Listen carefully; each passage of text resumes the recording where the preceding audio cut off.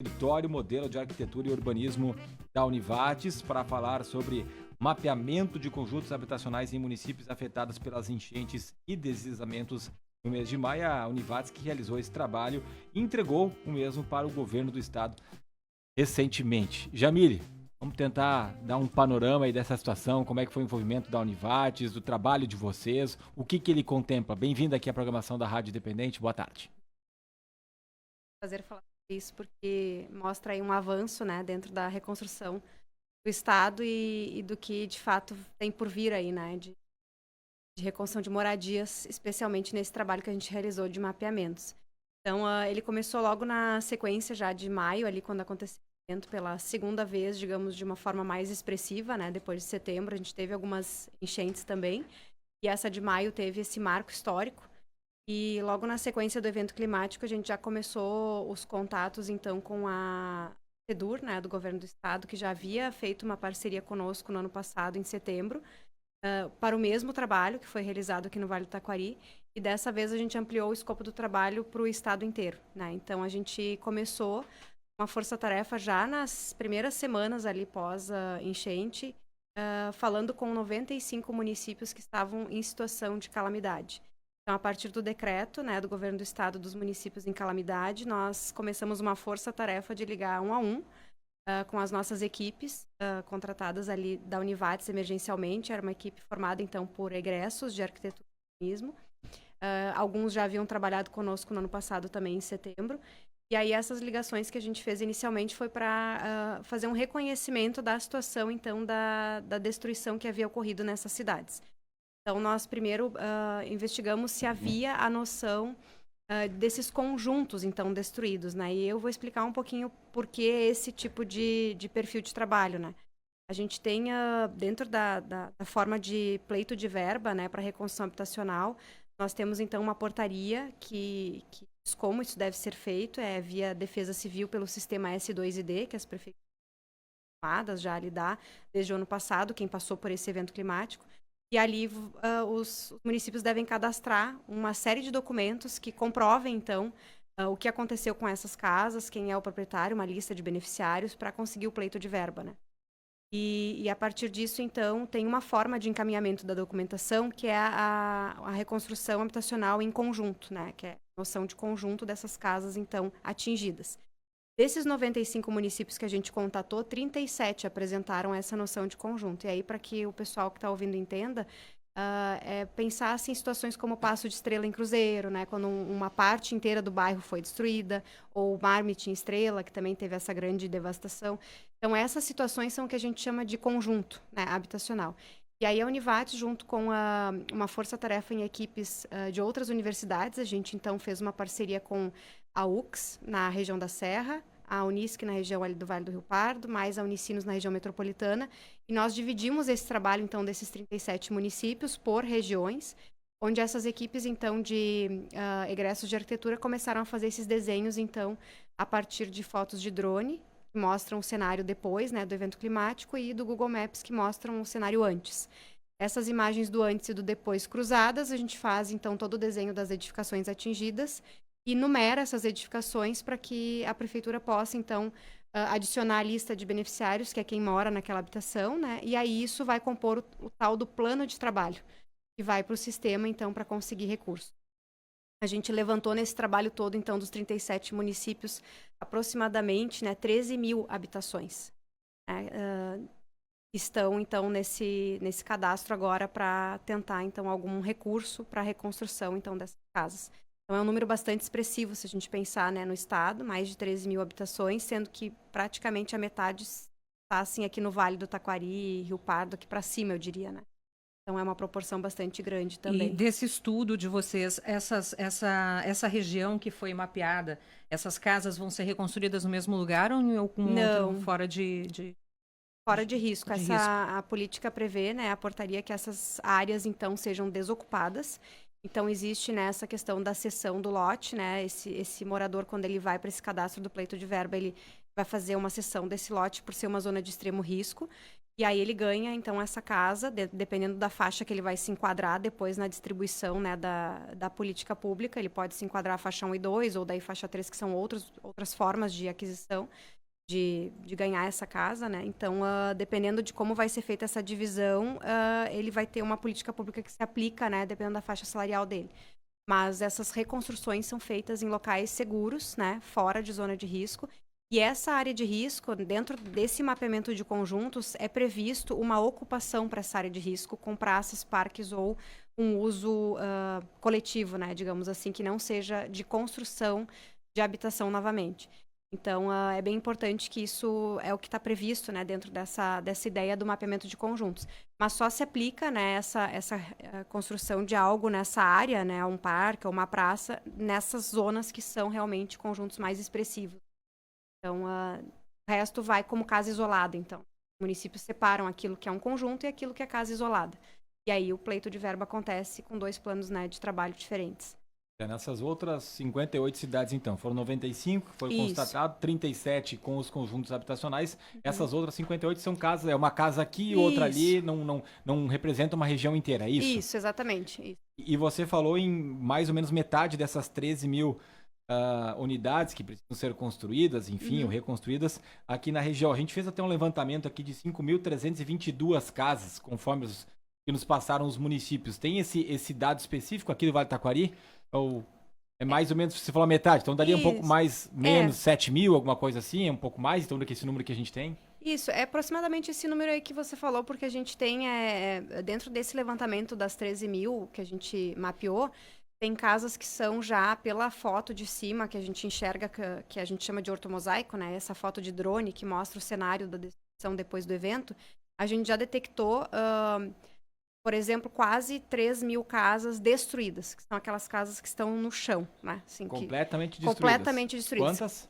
3 mil, aproximadamente. 3 mil. Isso, dessas 13, né, digamos assim. Das 13 mil Isso. que precisam ser reconstruídas, Isso. 3 foram completamente destruídas. E 3 mil a gente enxerga já como interditadas, que são aquelas casas que estão de pé, mas que estão altamente danificadas. Lembrando, estamos falando daí do Rio Grande do Sul. Isso, do estado, isso aí. De todos esses 37 municípios que estão espalhados pelo estado. E aí as outras 7 mil que sobram, então se a gente pensar ali, né, 13 e 3, mais ou menos a gente tem essa noção pelas imagens, as outras elas estão classificadas como adjacentes, ou seja, elas são casas que elas aparentemente estão habitáveis, mas elas se encontram do lado ou muito próximo, né, nesse conjunto dessas casas que já estão totalmente destruídas. Então elas representam um risco iminente, né, numa próxima enchente, por exemplo, ela pode ser uma casa que ela vai se encontrar totalmente destruída. Então, ela na política pública da portaria prevê que essa casa ela seja inclusa no plano do conjunto e concorra, digamos assim, esse pleito de verba por estar nessa região de extremo risco e atingida, né? Existe esse olhar técnico que vai ser feito, então, pelo ente federal, né? A Defesa Civil que faz essa avaliação técnica a partir de agora. E aí ela vai avaliar como é que são esses conjuntos e vai ver a situação das habitações para aprovação ou não, né? Inclusive, um ouvinte aqui mandou, Moisés da Silva, de Estrela, do bairro das Indústrias, e disse que o bairro foi uma área, né, que foi bastante destruída. Onde eu morava, foi mapeada essa área. Para parques também, porque lá vai ser proibida a construção. A correnteza é muito violenta e muito forte. Aí acredito que ele esteja perguntando, ou é só para lajeado isso? Como a gente falou, para todo o estado, né? Isso, provavelmente essa área também está nos nossos mapeamentos ali, né? Então, dentro de todo esse escopo de mapeamento, foi feito pela prefeitura, ali Estrela fez esses mapeamentos também. A gente tem esse conhecimento que a cidade, né, tem também essa noção dos conjuntos. E existem, sim, várias ideias para essas áreas, né? Inclusive fora desses pleitos de verba federal, que é o caso que eu estou comentando, a gente já vê outras iniciativas já de prefeituras fazendo movimentos próprios, né? Com parcerias privadas também, para já ocupar essas áreas de extremo risco com outras iniciativas talvez até mais ágeis nesse primeiro momento, né? Acho que isso parte de todos os lados, assim, uma força-tarefa coletiva, né? Que tem que se fazer. E sim, a gente vê que muitas áreas são realmente de extremo risco e tem população que nem quer mais voltar para essas áreas, né, justamente por ser já a terceira vez, daqui a pouco, ou quarta vez que a sua casa foi atingida e dessa vez foi destruída totalmente, né? Então já gera um medo também da população, né? Enfim, então tem toda uma situação E a pressão que a gente faz, né, para acelerar um pouco esses processos de pleito de verba federal é para isso também, né, para dar uma resposta para a população que já sofre muito com a frequência desses eventos climáticos e que necessita de um lugar seguro para ir, né? Estamos conversando com Jamile Weissermann, coordenadora do CEMEA EMAL, Escritório e Modelo de Arquitetura e Urbanismo da Univates, professora. E para falar agora dos próximos passos, né? Vocês falaram dos levantamentos, do diagnóstico, mas e agora? Para decidir para onde essas famílias vão, as áreas, o dinheiro que vai chegar, quando vai chegar, como é que funciona? E até mesmo essas moradias, por exemplo, que não foram destruídas, que estão ao lado. As pessoas então não podem mais reconstruir ou elas podem voltar a morar ali. A gente até falava com o Ministério Público através do promotor Sérgio Diefenbach dias atrás e também tem uma indefinição quanto a isso. Cabe ao município fazer essa proibição, que é sempre uma situação difícil, né, Jamile? Sim, é muito complicado, assim, a gente se coloca no lugar, né, das pessoas que têm a sua casa nesses locais de extremo risco e é bastante delicada essa posição de volta ou não volta, né? Por vezes tem casas que ficaram inteiras milagrosamente, né, dentro de um contexto totalmente destruído e a pessoa vai voltar, porque hoje ela não tem uma outra alternativa. Mas acredito que com os próximos passos, né, então falando desse mapeamento de conjuntos que a gente entregou, isso foi entregue, então, na semana passada para o governo do estado, né, para a SEDUR, que já foi alcançado imediatamente para os municípios. A gente está acompanhando agora, a gente está numa espécie de semanas de plantão ali na Univates, para assessorar esses municípios que estão com cadastro no sistema e estão ainda inserindo complementos desses cadastros, né? Então, alguns estão inserindo laudos técnicos para comprovar a situação daquela habitação. Inclusive, essas que eu me referi, que são as adjacentes, essas amarelas, elas têm um processo também de ter referência a algum laudo técnico para definir se ela realmente é uma casa habitável ou se ela é uma casa interditada. Por vezes existe essa dúvida, né? Então, alguns municípios estão fazendo esse complemento. E feito isso, vai para essa análise, então, do governo, né, da Defesa Civil. Após a análise da Defesa Civil, ali é feita a avaliação técnica desses materiais, tanto das casas isoladas, que o município pode ter remetido casas isoladas, ou as casas em conjunto. E esse passo, então, de análise da Defesa Civil vai validar se essas casas, então, né, se concordam com aquilo que está colocado ali, enfim. E dali vai para a SNH, que vai ser, então, o local que vai definir qual política pública vai se encaixar para aquela pessoa, porque ali a gente está falando também de vários níveis sociais dessas famílias. Então, tem famílias que vão ser faixa 1 e 2, famílias que vão ser faixa 3, famílias que vão se encaixar num tipo de resposta, né, de política pública em outro. Então, o próximo passo é esse, é uma análise técnica da Defesa Civil Nacional, depois uma distribuição de qual política pública vai atender aquela família. Em não havendo, né, um enquadramento, assim, de alguma... por exemplo, a casa não está destruída, enfim, mas a pessoa quer sair dali por uma decisão dela também. Aí tem outras políticas, né, assistidas de compra que o governo tem, né, lançado de facilitar essa saída da pessoa também de uma forma um pouco mais facilitada e viável nesse momento, né.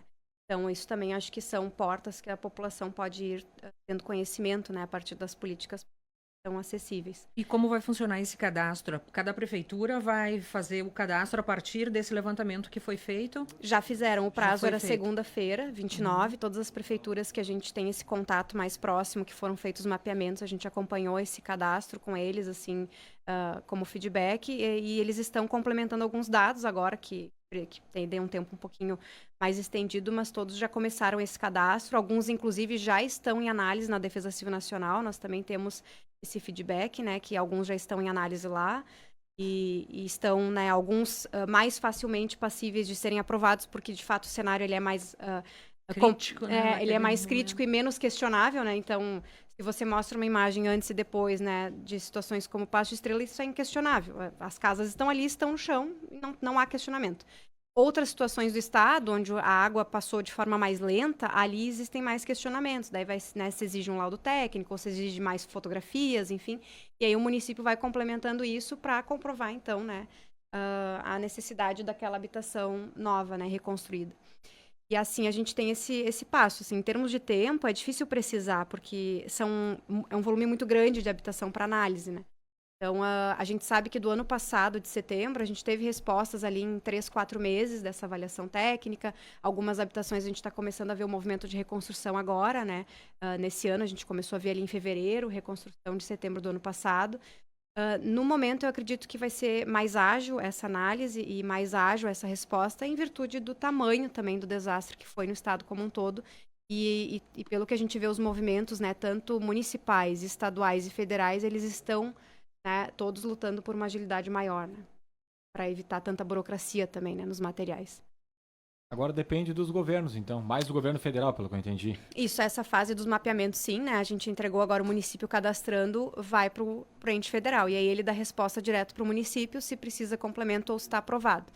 Em estando aprovado, digamos assim, veio essa aprovação, vai lá, né, para a política pública que é destinada, e depois tem uma série de processos que são escolha de terreno, como você falou, né, escolha de uma área segura para reconstrução. Que é por parte do município. Do município. O município tem que indicar essa área, então... E aí cede o terreno. Ele tem que ter o terreno de domínio, do município. Tem que dizer... E quem banca a construção da moradia? Daí a Defesa Civil Nacional é uma portaria integrada, né, com o Ministério das Cidades. Então, o Ministério das Cidades é que destina. O município destina o terreno. Isso. E o governo federal é que vai... Isso, o Ministério das Cidades vai delegar a política pública que vai atender. E o governo estadual? O governo estadual tem essas ações também paralelas, né, de reconstrução habitacional, onde existem casas já sendo construídas aqui no estado por verbas do governo estadual, né? Então, que é um outro programa, né, também que está atendendo as famílias. E aquela questão das moradias que já estão prontas e que o governo federal também lançou um programa, podem ser daqui a pouco adquiridas por essas famílias, e a gente vê muito isso na região metropolitana, especialmente Isso. Canoas, de até R$200 mil. Isso também está inserido nesse projeto aqui, ou são coisas distintas? Não, também pode ser, porque, como eu comentei, agora a Defesa Civil Nacional autorizando, aprovando, digamos, ali a situação de um plano de conjunto, né, de trabalho, de habitação. Se ele está na região metropolitana, a gente sabe que tem um levantamento ali na região metropolitana de casas disponíveis, né, para compra, assim como tem em outras cidades. Eles podem dizer que, então, essa quantidade de casas aqui pode ser a compra da casa para ser mais rápido do que construir. Então, vai se esgotando por algo que seja mais rápido de conseguir, né? E aqui está se vendo esse movimento também? Você tem conhecimento disso, professor Jamile? De levantamento ainda de habitações para uso, temos, não. né, essas habitações, porque tu pega algumas cidades como Cruzeiro, como Arroio do Meio, como Roca Salles, sobrou pouca coisa, né? O que a gente tem aqui no Vale, que é uma situação diferente, a região metropolitana dispõe de muito mais habitações, né, vazias aptas para isso, né? Nós temos um problema que o que a gente tem, o ano passado, a gente tem uma experiência que para o próprio aluguel social já se esgotou, né? É que proporcionalmente menos área foi atingida nesses municípios da região metropolitana do que aqui, né? Para a maioria dos nossos municípios. Proporcionalmente. Lajado é um caso à parte, né? Sim. Porque Lajado foi atingido, mas 85% da cidade não. Exato, Então, teria ainda. E proporcionalmente, assim, a região metropolitana, a água, como ela foi de uma maneira diferente, ela enche e ela baixa, muita gente conseguiu voltar para casa, limpar, enfim. E não teve essa devastação como a gente vê aqui, que realmente a destruição, ela é um cenário meio de guerra, assim. A expressão é outra, né? Quantas casas totalmente destruídas nesse levantamento? Nesse levantamento nosso, que tem num total umas 13 mil habitações que a gente desenhou, né, enfim, e mapeou, umas 3 mil são totalmente destruídas. E aí grande parte delas se concentra no Vale do Taquari, com certeza. Certo, professora Jamile, mais alguma informação importante que a gente acabou não abordando? Não, é isso aí. A gente também, nesse trabalho, só para reforçar da parceria com o governo, a gente tem um outro movimento, que são dos laudos técnicos, a revisão dos laudos que a gente tem feito pelo sistema que a gente fez integrado, de receber esses laudos dos credenciados profissionais, e a gente entregou metade desses laudos na semana passada para o Estado, e a outra metade está sendo entregue aí nas próximas semanas também. Que são esses laudos técnicos que os municípios solicitaram, né, para o Estado, e que beneficiou famílias aí com faixa de até 4.400. Então, são mais de 17 mil laudos rodando nesse sistema, e que estão sendo alcançados também para os municípios nos próximos dias, 50% deles, e 50% já foi entregue.